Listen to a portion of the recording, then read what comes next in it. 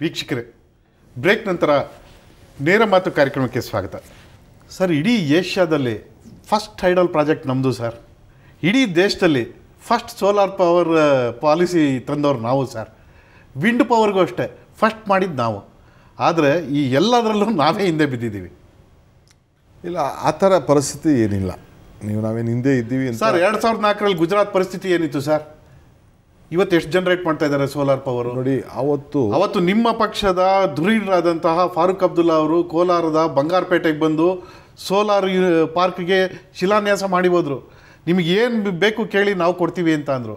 ಅದನ್ನು ಬಳಸ್ಕೊಳ್ಳೋಲ್ಲಿ ನಾವು ವಿಫಲರಾದ್ವಿ. ಅದಕ್ಕೆ ನಾನು ಈಗ ಬೇರೆಯವ್ರನ್ನ, ಈಗ BJP ಅವ್ರನ್ನ, ಇನ್ನೊಬ್ಬರನ್ನ ಈಗ ಬೈಯೋದ್ರಲ್ಲಿ ಅರ್ಥ ಇಲ್ಲ. ಯಾಕೆಂದರೆ ಕೆಲವು ಸಂದರ್ಭದಲ್ಲಿ ಅವರು ಸರಿಯಾದ ರೀತಿಯಲ್ಲಿ ಉಪಯೋಗಿಸ್ಕೊಳ್ಬೇಕಾಯಿತು, ಅಲ್ಲಿ ಫೇಲ್ ಆಗಿದ್ದಾರೆ. ಯಾಕೆಂದರೆ ಇನ್ನು 10 ವರ್ಷದಲ್ಲಿ ಏನೂ ಮಾಡಲಿಲ್ಲ. ಈಗ ನನಗೊಂದು ದೊಡ್ಡ ಬಳುವಳಿ ಕೊಟ್ಟೋಗ್ಬಿಟ್ಟಿದ್ದಾರೆ. ಏನು ಅಂದರೆ, ನಮ್ಮ KPCLಗೆ ನಾನು ಹೇಳ್ತಾ ಇದ್ದೀನಿ, 16,000 ಕೋಟಿ ರೂಪಾಯಿ ಬಾಕಿ ಇದೆ.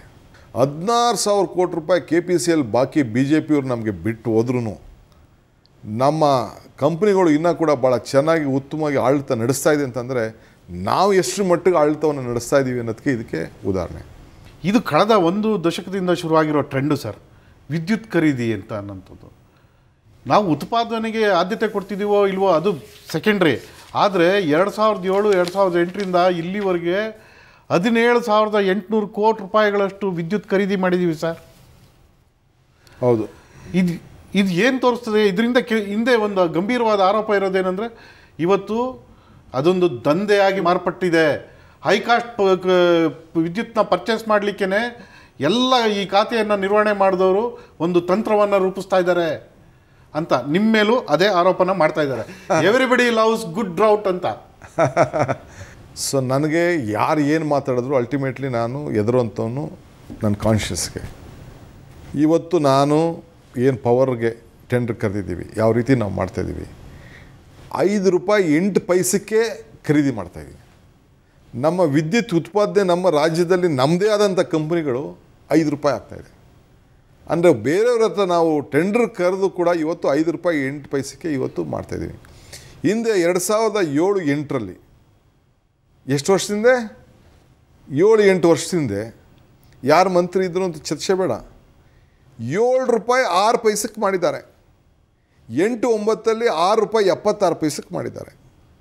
ತಿರ್ಗಾ 2010ರಲ್ಲಿ 6 ರೂಪಾಯಿ 40 ಪೈಸಕ್ಕೆ ಮಾಡಿದ್ದಾರೆ. ಈಗ ನಾನು 5 ರೂಪಾಯಿ 8 ಪೈಸೆಗೆ ಇವತ್ತು ಅಗ್ರಿಮೆಂಟ್ ಸರ್. ಹಾಗೆ ಹಿಂದಿನ ಸರ್ಕಾರದ ಅವಧಿಯಲ್ಲಿ ದೊಡ್ಡ ಬಾನಗಡಿ ಆಗೋಗಿದೆ. ಅದನ್ನು ತನಿಖೆ ಮಾಡಬೇಕು ಅಂತ ಆಗ್ರಹ ಬಂತು. ತಾವು ಅದಕ್ಕೊಂದು ಸದನ ಸಮಿತಿ ನೇಮಕ ಮಾಡಿದ್ರಿ, ತಾವೇ ಅದರ ಅಧ್ಯಕ್ಷರಾಗಿದ್ದೀರಿ ಸರ್. ತಮ್ಮ ಮೇಲೆ ಇನ್ನೂ ಒಂದು ಗಂಭೀರವಾದ ಆರೋಪ ಇದೆ, ಅದಕ್ಕೆ ಸೂಕ್ತ ದಾಖಲೆಗಳನ್ನ ಕೊಡ್ತಾ ಇಲ್ಲ ತಾವು ಅಂತ ಈ ಬಗ್ಗೆ ಸ್ಪೀಕರ್ ಅವ್ರಿಗೂ ದೂರು ಕೊಟ್ಟಿದ್ದಾರೆ ಸರ್. ಕುಮಾರಸ್ವಾಮಿ ಪ್ಲಾಟ್ಫಾರ್ಮ್ ಮಾತಾಡ್ತಾರೆ. ಪ್ಲಾಟ್ಫಾರ್ಮ್ಗೆ ಅಲ್ಲಿ ಮೀಟಿಂಗಲ್ಲಿ ಏನು ಕೊಡಬೇಕೋ, ಏನು ದಾಖಲೆ ಕೊಡಬೇಕೋ ಎಲ್ಲ ಕೊಟ್ಟಿದ್ದೇನೆ. ನಿಮ್ಮ ಮಾಧ್ಯಮದ ಮುಂದೆ ಹೇಳ್ತಾ ಇದ್ದಾರೆ. ಯಾವ ದಾಖಲೆ ಕೂಡ ಇವತ್ತಿನ ಟ್ರಾನ್ಸ್ಪರೆನ್ಸಿಲಿ ಇಟ್ಕೊಳ್ಳಿಕ್ಕೆ ಸಾಧ್ಯ ಇಲ್ಲ. ಏನು ದಾಖಲೆ ಬೇಕಾದ್ರೂ ಅವ್ರಿಗೆ ನೋಡು ಅಂತೇಳಿ. ಆದರೆ ಗೌರ್ಮೆಂಟ್ ಅಫಿಷಿಯಲ್ಸ್ ಫೈಲ್ನ ಕೊಡೋಕ್ಕಾಗ್ತದಾ? ಅವ್ರ ಕಾಲದಲ್ಲಿ ಎತ್ಕೊಂಡು ಮನೆಗಳಲ್ಲಿ ಮಡಿಕೊಂಡಂಗೆ ನಾವು ಮಡಿಕೊಳ್ಳೋಕ್ಕಾಗ್ತದಾ? It is not possible. DK Shivakumar ಅವರ ಕೆಲವು ಹುಡುಕುಗಳನ್ನು ಯಡಿಯೂರಪ್ಪ ಅವರು ಮುಖ್ಯಮಂತ್ರಿ ಆಗಿದ್ದಾಗ ಹಾಗೆ ಮುಚ್ಚಿಟ್ರು. ಅದಕ್ಕೆ ಬಳುವಳಿಯಾಗಿ ಇವರು ಕೂಡ ಶೋಭಾ ಕರಂದ್ಲಾಜೆ ಅವರ ಅವಧಿಯಲ್ಲಿ ನಡೆದಿರ್ತಕ್ಕಂಥ ಹಗರಣಗಳನ್ನ ಮುಚ್ಚಿಡ್ತಾ ಇದ್ದಾರೆ ಅಂತ. ಅಯ್ಯೋ, ಕುಮಾರಸ್ವಾಮಿ ಕೈಲಿ ಅಧಿಕಾರ ಇತ್ತಲ್ಲ, ಅವ್ರ ತಂದೆಗೆ ಚೀಫ್ ಮಿನಿಸ್ಟರ್ ಆಗಿದ್ದರು, ಪ್ರೈಮ್ ಮಿನಿಸ್ಟರ್ ಆಗಿದ್ದರು, ಇವ್ರ ಕೈಲಿ ಚೀಫ್ ಮಿನಿಸ್ಟರ್ ಇದ್ದರು. ಯಾಕೆ ಏನು ಮಾಡೋಕ್ಕಾಗಲಿಲ್ಲ? ಎಷ್ಟು ಸತಿ ನನಗೆ ಜೈಲಿಗೆ ಕಳಿಸ್ಬೇಕು, ಕೃಷ್ಣ ಹುಟ್ಟಿದ ಜಾಗ ಕಳಿಸ್ತೀನಿ ಅಂತ ಹೇಳಿದ್ರು, ಪಾಪ ಕಳಿಸ್ಬೋದಾಯ್ತಲ್ಲ. ಏನಂಥದ್ದು? ಯಾವ ದೊಡ್ಡ ಹಗರಣ ನನ್ನಲ್ಲಿದೆ? ಯಾವ ಮುಚ್ಚಿದೆ? ಇವತ್ತು ಅವ್ರಿಗೆ ಅವಕಾಶ ಇದೆಯಲ್ಲ ಸರ್, ಕೊಟ್ಬಿಡಿ ಸರ್. ಯಾಕೆ ಅದನ್ನ ಅವ್ರಿಗೆ ಯಾರು ಕೊಟ್ಟಿಲ್ಲ ಅಂತ ಯಾರು ಹೇಳ್ತಾ ಇದ್ದಾರೆ ರೀ? ನಿಮ್ಮ ಹತ್ರ ಪ್ಲಾಟ್ಫಾರ್ಮ್ಗೆ ಪ್ರೆಸ್ಗೆ ಮಾತಾಡ್ತಾ ಇದ್ದಾರೆ. ಐ ಆಮ್ ಟೆಲಿಂಗ್ ಯು, ಯಾವ ಡಾಕ್ಯುಮೆಂಟ್ ಬೇಕು ತೆಗೆದುಕೊಳ್ಳಿ ಸರ್. ಹಾಗಾದ್ರೆ ಅವರು ಸುಳ್ಳು ಆರೋಪ ಮಾಡ್ತಾ ಇದ್ದಾರೆ, ಅದು ಹಕ್ಕುಚ್ಯುತಿ ಆಗುತ್ತೆ ಅಂತ. ಹಕ್ಕುಚ್ಯುತಿ ಅಲ್ಲ, ಸುಳ್ಳಿನ ಕಂತೆ, ಜನರನ್ನ ತಪ್ಪುದಾರಿಗೆ ಹೇಳೋಂಥದ್ದು. ಸರಿಯಾದ ರೀತಿಯಲ್ಲಿ ಮಾಹಿತಿ, ಪಾಪ ಯಾರೋ ಆಫೀಸರ್ಸು ಚೆನ್ನಾಗಿ ಗೈಡ್ ಮಾಡ್ತಾ ಇರ್ಬೋದು, ಬೇರೆ ವಿಚಾರ ಒಳ್ಳೆ ಕ್ವಶನ್ಸ್ ಎಲ್ಲ ತಂದು ಹಾಕ್ಬೋದು, ಎಲ್ಲ ಕೇಳ್ತಾ ಇರ್ಬೋದು. ಎಲ್ಲ ಮಾಹಿತಿ ಎಲ್ಲ ಕೊಟ್ಟಿದ್ದೇವೆ. ಏನು ಬೇಕಾದ್ರೆ ಇನ್ವೆಸ್ಟಿಗೇಷನ್ ಮಾಡ್ಕೊಳ್ಳಿ, ಏನು ಬೇಕಾದ್ರೆ ಅವ್ರು ಹೇಳಿ, ಯಾರು ಬೇಡ ಅಂತ ಹೇಳ್ತಾರೆ ಸರ್. ಸಾರ್ವಜನಿಕವಾಗಿ ಇನ್ನೊಂದು ಮಾತಿದೆ, ಸಾಮಾನ್ಯವಾಗಿ ಈ ಥರದ ಒಂದು ಹೆಚ್ಚು ಸಂಪನ್ಮೂಲವನ್ನು ಇಂಧನ ಖಾತೆಯಿಂದ ತಮ್ಮದಾಗಿಸಿಕೊಳ್ಳಬಹುದು ಅನ್ನೋ ಕಾರಣಕ್ಕೆ ಹಿಂದೆ ಎಲ್ಲ ಮುಖ್ಯಮಂತ್ರಿಗಳು ಈ ಖಾತೆಯನ್ನು ಅವ್ರ ಬಳಿಯೇ ಇಟ್ಕೊಂಡಿದ್ರು. ಡಿ ಕೆ ಶಿವಕುಮಾರ್ ಅವರು ದಿಲ್ಲಿ ದೊರೆಗಳಿಗೆ ಕಪ್ಪ ಕೊಟ್ಟು ಅದನ್ನು ತಮ್ಮದಾಗಿಸ್ಕೊಂಡಿದ್ದಾರೆ ಅಂತ. ಅವೆಲ್ಲ ಸುಳ್ಳು. ಯಾವ ಕಪ್ಪನೂ ಇಲ್ಲ. ಯಾವ ಚೀಫ್ ಮಿನಿಸ್ಟ್ರಿ ಏನು ಮಾಡ್ಕೊಂಡಿದ್ರು ನನಗೆ ಗೊತ್ತಿಲ್ಲ. ಬೇಕಾದಷ್ಟು ಜನ ಪವರ್ ಮಿನಿಸ್ಟರ್ ಆಗಿದ್ದರು. ನನಗೆ ಮುಖ್ಯಮಂತ್ರಿಗಳ ಹತ್ರ ಈ ಖಾತೆ ಇತ್ತು. ಕಾರಣ ಅಂತಿದ್ದರೆ ನಂದೊಂದು ಸ್ವಲ್ಪ ಡಿಲೇ ಆಯಿತು, ಒಳಗಡೆ ಸರ್ಕಾರದೊಳಗಡೆ ಸೇರಿದಿತ್ತು. ಚೀಫ್ ಮಿನಿಸ್ಟರ್ ನಾನು ಕೇಳಲಿಲ್ಲ. ಇದನ್ನು ಪಕ್ಷ ಮುಖ್ಯಮಂತ್ರಿಗಳು ತೀರ್ಮಾನ ಮಾಡಿ ಕೊಟ್ಟಿದ್ದಾರೆ. ಈ ಕೆಲಸವನ್ನು ನಾವು ಮಾಡ್ತಾಯಿದ್ದೀವಿ. ಸರ್, ನಿಮಗೂ ಮುಖ್ಯಮಂತ್ರಿಗಳಿಗೂ ಏನಾದರೂ ಮನಸ್ತಾಪ ಶುರುವಾಗಿದೆಯಾ ಸರ್? ನನಗೆ ಯಾಕೆ ಮನಸ್ತಾಪ? ನನಗೆ ಆ ಕಾರಣದಿಂದನೇ ವಿದ್ಯುತ್ ಖರೀದಿಗೆ ಅಗತ್ಯವಾಗಿ ಎಷ್ಟು ಬೇಕೋ ಅಷ್ಟು ಹಣ ಕೊಡಲಿಕ್ಕೆ ಮೀನಾಮೇಷ ಎಣಿಸ್ತಾ ಇದ್ದಾರೆ ಅನ್ನೋ. ನೋಡಿ, ಚೀಫ್ ಮಿನಿಸ್ಟ್ರು ಈ ವಿಚಾರದಲ್ಲಿ ಇಂಟರ್ಫಿಯರೆನ್ಸ್ ಇಲ್ಲ.